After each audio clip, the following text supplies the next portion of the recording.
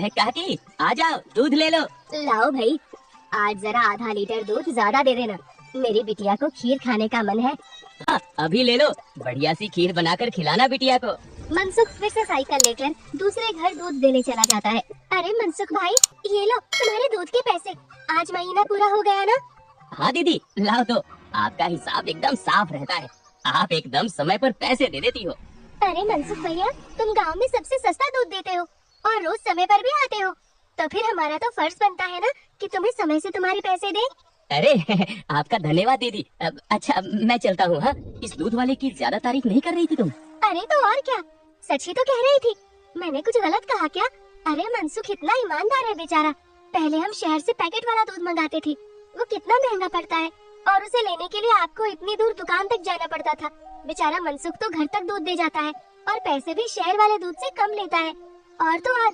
अरे भाग्यवान, और ना बताओ, मैं समझ गया कि मनसुख बहुत बेचारा और ईमानदार है। अब मुझे माफ करो और जरा एक कप चाय पिला दो। हाँ हाँ, अभी लाती हूँ। उधर मनसुख अपना सारा काम खत्म करके घर पहुँच जाता है। अरे आप आ गए, आज देरी हो गई।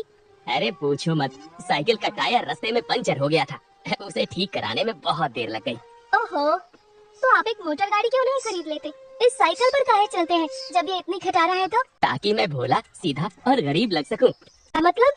अरे अगर मैं मोटर गाड़ी से चलने लगा तो गांव वाले सोचेंगे नहीं कि इस गरीब दूध वाले के पास इतना पैसा आखिर आया कहाँ से? हाँ? कहाँ से क्या, दूध बेचकर और कैसे? मनसुख उठकर खड़ा होता है और सीधा अपने तबेले में जाता है, जहाँ मीना ने जानवरों का ताज़ा दूध निकाल कर रखा था। लेकिन सबको पता है कि सिर्फ दूध बेचकर कोई मोटर गाड़ी खरीदने के लायक नहीं हो जाता है। मनसुख ताज़ा दूध निकाल कर उसमें अरारोट मिलाने लगता है। अरे ये दूध तो हमारे इस्तेमाल का है, इसमें अरारोट क्यों मिला रहे हैं? अरे मूर्ख औरत, कितनी बार तुमसे कहा है कि हमारे इस्तेमाल का दूध अलग रखा करो। यहाँ तबेले में मैं सिर्फ बेचने वाला मिलावटी दूध ही रखता हूँ।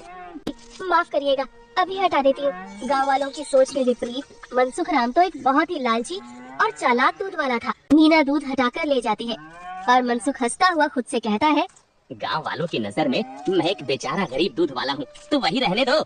मेरा असली चेहरा कभी किसी के सामने नहीं आ पाएगा और मैं ऐसे ही मिलावटी दूध बेच बेच कर बहुत सारा धन जमा करता रहूंगा।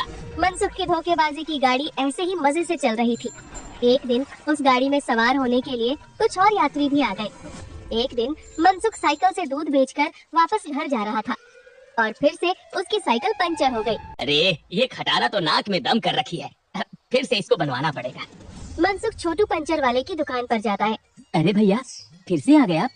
अरे अब तो आप एक नई साइकिल ले ही लो, आपकी साइकिल का पंचर बनाते हम थक गए भाई। अरे कहाँ छोटू भाई, घर में दाना पानी चल जाए वही बहुत है, अब कहाँ नई साइकिल खरीदेंगे हम जैसे गरीब। छोटू साइकिल ठीक करने लगता है और मनसुख वहीं खड़ा रहता है।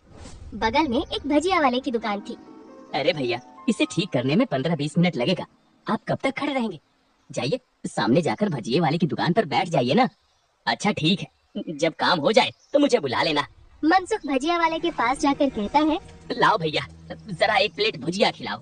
हाँ भैया, अभी लो। मनसुख के ठीक सामने दो आदमी बैठे हुए थे।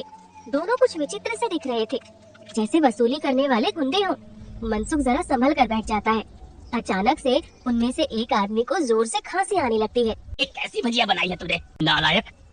क्या हुआ भैया जी? अरे जल्दी पानी लाओ।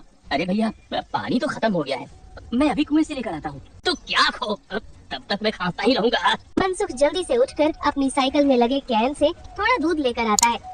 लो भैया, इससे तुम्हें राहत मिलेगी। वो आदमी जल्दी से दूध पी लेता है और